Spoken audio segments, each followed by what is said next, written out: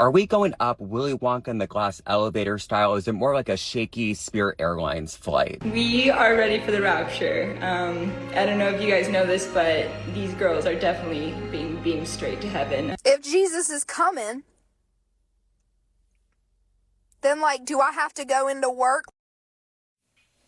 Okay, if you're seeing this, the rapture didn't happen, at least not to you, and yes, you have to go to work. It's the latest internet end times obsession, and here's where it started. A prophecy in July from a South African pastor. He believed he had evidence pointing to the date of the rapture, which was earlier this week.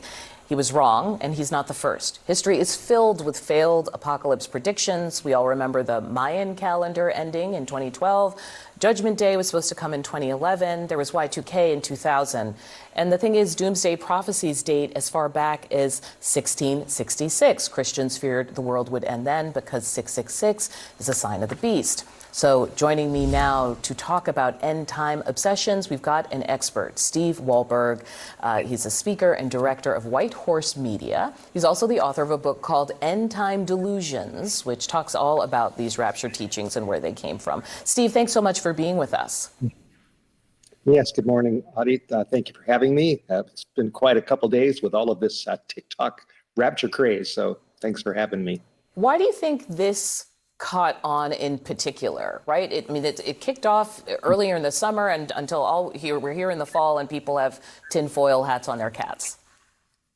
Well, I think it started with this South African pastor. He apparently thought that God was talking to him, and he started, making videos, and it went viral. And I think it's just unfortunate. Human nature tends to extremes, and there's so many things going on in the world right now. People believe we're in apocalyptic times, and they're unfortunately, they've been pulled into the latest craze, and yet Jesus said clearly, nobody knows the day or the hour. So it's a false movement, and now it's behind us, really. Can you talk more about the actual biblical teachings, just to give people some context about what's in there? Yes, the Bible is very clear that Jesus went to heaven at the end of his life, and that he's coming back again. And throughout the history of Christianity, the basic biblical truth is that he will return at the very end, the last day, visibly. It'll be loud, cataclysmic. Every eye will see him. He'll be coming with billions of angels, and it's not going to be a secret where Christians just disappear.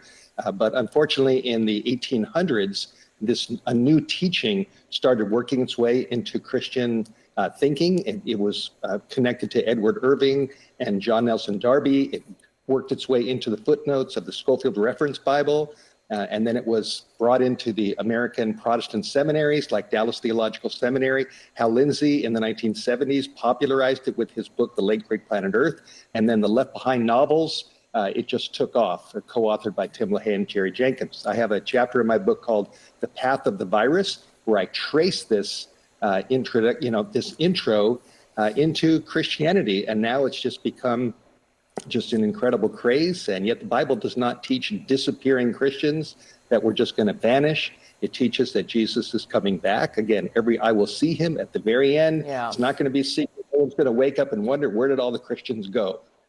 So why do you call it a virus? Well, that was just a term I used in my book to illustrate that it's a foreign teaching that worked its way into Christianity. It wasn't taught in the first 1800 years of Christian history. The Christian church and the Bible basically teaches, again, that he's going to come at the end. It's going to be loud, visible. Christians aren't just going to vanish with a poof, leaving their clothes behind or their false teeth behind.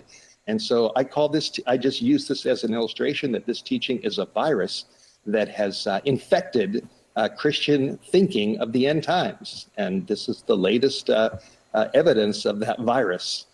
You said something at the start of this conversation about people feeling like it's apocalyptic times. And I know it seems pretty obvious if there's social upheaval, if there's violence, economic stability. Is that what we see in history as well? And what is it about what's going on now that you think has drawn people to this kind of moment? Sure. Well, in the book of Matthew, chapter 24, Jesus gave a list of what we could call signs of things that would be happening and trending before he returns. And many of these things have happened throughout history, but I think people just sense that they're intensifying. There's more natural disasters, there's more immorality, there's just increased stress upon the earth. And there's just a lot of people that are looking around and they're thinking, something's coming, something's happening, something big is around the corner. And they are turning to the Bible to try to figure things out. And but isn't it unfortunately, cross cultures? I mean, what's the difference between them and the Mayans? Yeah, that's right. It's been happening for a long time. This is not new. There's been, Y2K, 2012, the Mayan calendar. People tend to just gravitate towards some sensational teaching that says it's coming on a certain day. But Jesus made it very clear in Matthew 24, verse 36, that no man knows the day or the hour.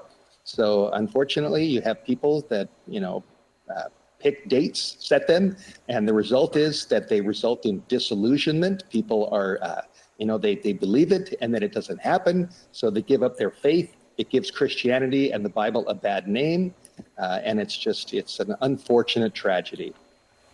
All right, Steve Wohlberg, he's the author of a book called End Time Delusions. Thank you for talking with us. You're very welcome. Thank you for having me.